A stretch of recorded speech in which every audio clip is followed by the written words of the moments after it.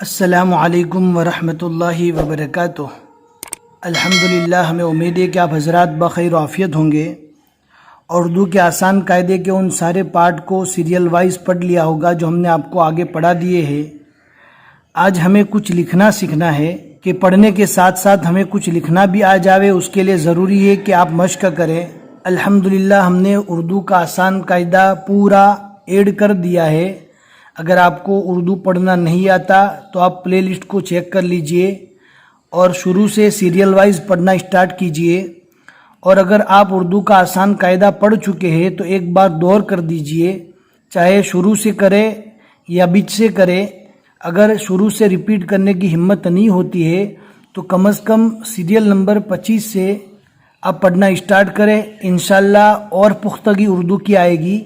अगर आप उर्दू का आसान कायदा अच्छे से सीख जाएंगे और समझ जाएंगे तो इंशाल्लाह दीनी तालीम आपके लिए पढ़ना बहुत ही आसान होगा। अब आज हमें जो सीखना है वो कुछ हुरूफ लिखना सीखना है। अगर हमें वो हुरूफ आ जाते हैं तो अल्हम्दुलिल्लाह हमें तख्ती मुकम्मल आ जाएगी। तो आपको ध्यान से समझना है कि हम कैसे लिखते हैं। अब हम स्टार्ट करते हैं। बिस्मिल्लाहिर्रहमानिर्रहीम। अलिफ कैसे लिखेंगे? अलिफ में एक सीधी लाइन होती है, आप देख सकते हैं, ये अलिफ है। फिर उसके बाद बा कैसे लिखेंगे? वो भी बहुत आसान है। अगर आपको बा लिखने आ जाता है तो आप पे भी लिख सकते हैं, ता भी लिख सकते हैं, टे भी लिख सकते हैं और सा भी लिख सकते हैं। अब हम आपको बा लिखकर बता देते हैं। पहले हल्की सी ऐसी लंबी लाइन खींचना है, फिर इसके बाद क्रॉस में लंबी लाइन खींचना है। फिर उसके बाद जिस तरह यहाँ पर ऊपर से नीचे खींचा था इसी तरह नीचे से ऊपर कर लेना है। ये हल्का सा, यहाँ पर बा थोड़ा गोलाई में रहता है। ये हो गया बा। अब इसी के ऊपर 2 नुक्ते लगा देंगे तो ये ता बन जाएगा। इसके ऊपर 3 नुक्ते लगा देंगे तो ये सा बन जाएगा। इसके नीचे अगर 3 नुक्ते लगा देंगे तो ये पे बन जाएगा और ऊपर एक तो की शक्ल आ जाएगी तो ये टे बन जाएगा। बहुत ही आसान है। सबसे पहले आपको यही लिखना सीखना है कि बा के लिखने का तरीका क्या है। फिर उसके बाद जीम है। अगर आप जीम को लिखना सीख लेते हैं तो इंशाल्लाह जीम के साथ चे, हा और खो, ये चारों चीज़ आपको साथ में ही आ जाएगी। अब आप ध्यान से देखिए हम कैसे लिखते हैं। ऐसी लाइन खींचने के बाद एक क्रॉस में हल्की सी छोटी लाइन खींचना है। फिर यहां से नीचे गोलाई में एक लाइन खींचना है। ये हो गया हा। अंदर नुक्ता आ गया तो ये जीम बन जाएगा, ऊपर नुक्ता आएगा तो खो बन जाएगा और अंदर 3 नुक्ते आ गए तो ये चे बन जाएगा। बहुत ही आसान है। सिर्फ आपको ये सीखना है कि हा कैसे लिखा जाता है। एक मरतबा हम लिख के बता देते हैं। एक हल्की सी लाइन खींचने के बाद एक क्रॉस में लाइन खींचेंगे, फिर उसके बाद नीचे गोलाई में एक अच्छी सी लाइन खींचेंगे तो ये बन जाएगा हा, खो, चे और जिम।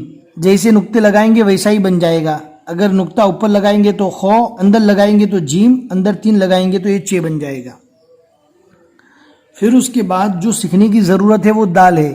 अगर आप दाल लिखना सीख लेंगे तो साथ में आपको दाल, दाल, ये दोनों चीज़ें लिखने को आ जाएगी। एक चीज़ के साथ 2 चीज़ एक्स्ट्रा आपको लिखने को आएगी।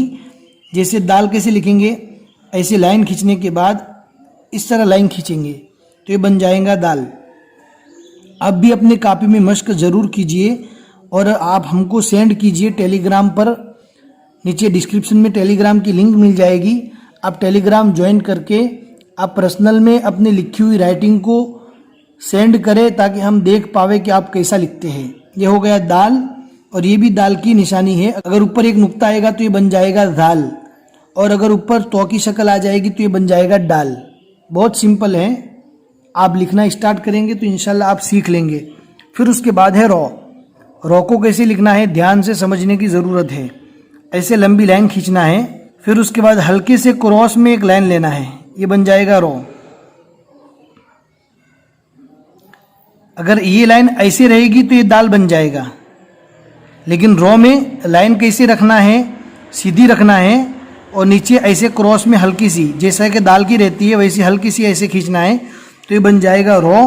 अगर ऊपर नुक्ता एक आ जाएगा तो ये बन जाएगा जा और ऊपर 3 नुक्ते आ जाएंगे तो ये बन जाएगा जे और ऊपर अगर तो की निशान आ जाएगी तो ये बन जाएगा डे। बहुत सिंपल है। फिर उसके बाद है सीन। सीन अगर आप सीख लेंगे तो इंशाल्लाह आपको शीन भी लिखने आ जाएगा। सीन कैसे है, 2 शोशे बनाने पड़ते इस तरह, जिस तरह तशदीद आती है 2 शोशे बना दिए, फिर नीचे गोलाई में एक लाइन खींचना है, ध्यान से खींचना है। अगर लाइन टेढ़ी रहेंगी तो दिखने में बराबर नहीं दिखेगा, इसलिए बराबर ध्यान से लाइन खींचना है गोलाई में। सीन, ये हो गया सीन। ऊपर 3 नुक्ते आ गए तो ये बन जाएगा शीन। अब सौद कैसे लिखना है, सौद में ऐसे बनाना है आपको। सबसे पहले आपको ये बनाना सीखना है। अगर आप ये बनाना सीख लेंगे तो इंशाल्लाह आप ये तो सौद और ज़ौद आसानी के साथ आप लिख पाएंगे। अब ये करने के बाद जिस तरह हमने सीन में नीचे गोलाई में एक लाइन खींचा था वैसे सौद में खींचना है। ये हो गया सौद, ऊपर नुक्ता आ गया तो ज़ौद, नीचे गोलाई में अच्छी तरह लाइन खींचना है, सौद और ये ज़ौद। फिर उसके बाद हमें तो सीखने की ज़रूरत है। अगर तो हमें लिखना आ जाएगा तो के साथ साथ हमें ज़ौ भी लिखना आ जाएगा। तो कैसे लिखेंगे तो को, ऐसे हल्की सी लाइन खींचना है सीधा, जिस तरह हम अलिफ बनाते थे, लेकिन नीचे से थोड़ा इस तरफ गोलाई में लेना है। अब फिर उसको यहाँ से ऐसे गोल मोड़ देना है तो ये बन जाएगा तो, और ऊपर एक नुक्ता आ जाएगा तो ये बन जाएगा ज़ौ। एक मर्तबा वापस आपको लिख कर बता देते हैं। अलिफ की तरह ऐसे लाइन खींचना है, नीचे हल्की सी गोलाई में लेना है, फिर उसके बाद यहाँ से उठाना है, इस तरह खींचना है तो ये तो और ज़ौ दोनों बन जाएगा। फिर उसके बाद है आइन। आइन को इस तरह लिखना है। अगर आपको ये बनाना आ गया तो इंशाल्लाह आसानी के साथ आप आइन बना सकते हैं। ये है बनाने का तरीका। अब यहाँ से कैसे स्टार्ट करेंगे, हमें नीचे गोलाई में एक लाइन खींचना है, जिस तरह हम हा जीम खो चे बनाते वक्त लाइन खींच रहे थे। ये हो गया आइन, ये भी हो गया आइन। अगर ऊपर नुक्ता आ जाएगा तो ये बन जाएगा गौइन। बहुत ही आसान है, हम एक मिटा देते हैं। फिर उसके बाद ये फ़ा। फ़ा को कैसे लिखना है, पहले हल्का सा ऐसा बनाना है। अगर आपको ये बनाना आ गया तो इंशाल्लाह आप फ़ा आसानी के साथ सीख पाएंगे। फिर उसके बाद जिस तरह हम बा में ऐसी लंबी लाइन बनाते थे क्रॉस में, वैसी लंबी लाइन फ़ा में भी बनाना है, और यहाँ पर हल्का सा उठा देना है, जिस तरह हम बा में उठा देते थे। ये हो जाएगा फ़ा। बहुत सिंपल है। फिर उसके बाद है कौफ। कौफ में भी फ़ा की तरह ऐसे बनाना है। फिर इसके बाद कैसे खींचना है, जिस तरह हम सीन सौद और ज़ौद नीचे की तरफ गोलाई में लाइन खींचते थे, इसी तरह कौफ में भी खींचना है। ये हो गया कौफ। बहुत आसान है। फिर जिस तरह कौफ में गोलाई रहती है, इसी तरह नून में भी गोलाई आती है। ये हो गया नून, लेकिन नून का जो ये किनारा है वो थोड़ा ऊंचा रहेगा इस किनारे के मुकाबले में। ये हो गया नून। लाम को लिखते वक्त सीधी लाइन खींचना है, फिर यहाँ से गोलाई शुरू करना है। ये हो गया लाम। ये किनारा बहुत ऊंचा रहेगा, ये किनारा नीचा रहेगा, ये बन जाएगा लाम। फिर उसके बाद काफ और गाफ दोनों एक जैसे हुरूफ हैं। अगर आप काफ लिखना सीख लेते हैं तो इंशाल्लाह गाफ भी साथ में लिखने आ जाएगा। काफ में क्या करना है, लंबी सी लाइन बनाना है। फिर जिस तरह हम बा पे ता टे और सा में लाइन खींचते थे लंबी, इस तरह लंबी लाइन खींचना है और हल्का सा बा जैसे उठा देना है लाइन को, और फिर ऊपर क्रॉस में एक लाइन बना देना है तो ये बन जाएगा काफ, और ऊपर दूसरा निशान आ जाएगा तो ये बन जाएगा गाफ। बहुत आसान है, कोई मुश्किल नहीं है। फिर उसके बाद है मीम। मीम को कैसे लिखना है आप देख सकते हैं आराम से। हमने कैसे बनाया, इस तरह से शुरू करना है, राइट की तरफ ले जाना है, फिर वापस नीचे गोलाई में बनाना है। ये बनाने के बाद थोड़ा हल्का सा बाहर निकालना है, फिर लंबी लाइन नीचे की तरफ खींच लेना है तो ये बन जाएगा मीम। इस तरह ये भी बन जाएगा ये मीम। आप इंशाल्लाह मश्क करते रहेंगे तो आपके लिए लिखना भी आसान हो जाएगा। फिर उसके बाद है वाव। अब वाव को कैसे लिखेंगे, बहुत ही आसान है। वाव में जिस तरह फा और कौफ में गोलाई बनाते थे वैसे ही गोलाई, लेकिन थोड़ी बड़ी शक्ल में हमें गोलाई बनाना है और यहाँ से स्टार्ट करना है। और ये वाले किनारे से ऊपर से जब मिलेगा ऐसे मिल जाएगा।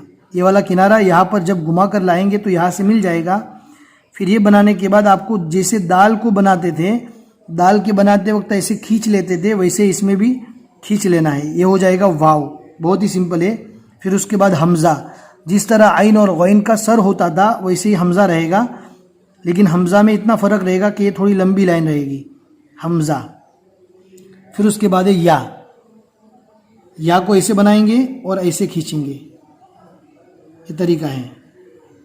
फिर उसके बाद जो या होती जिसको या मजहूल कहते हैं, उसको हल्का सा ऐसा निशान बनाने के बाद ऐसे क्रॉस में लाइन बनाना है, जिस तरह हम काफ में बनाते थे। हल्की सी लाइन बनाना है, काफ जितनी लंबी नहीं। फिर उसको ऐसे लंबाई में बाकी तरह खींच लेना है, तो ये बन जाएगा या, जिसको या मजहूल कहते हैं। बहुत ही आसान है। हमें उम्मीद है कि आज का सबक आपको अच्छे से समझ में आ गया होगा। आप ज़रूर अपने कॉपी में इसको नोट करें, समझें और सीखें। हमें उम्मीद है कि आज का सबक आपको अच्छे से समझ में आ गया होगा। अपने दोस्तों के साथ ज़रूर शेयर करें और उर्दू का आसान कायदा जो हमने पूरा कर दिया था उसका आप अच्छे से दौर कीजिए। इंशाअल्लाह कुछ सफ़े सिखाने के बाद दीनी तालीम का पहला हिस्सा हम शुरू करेंगे इंशाअल्लाह। बस आज के लिए इतना ही सबक। अस्सलामु अलैकुम वरहमतुल्लाहि वबरकातुहू।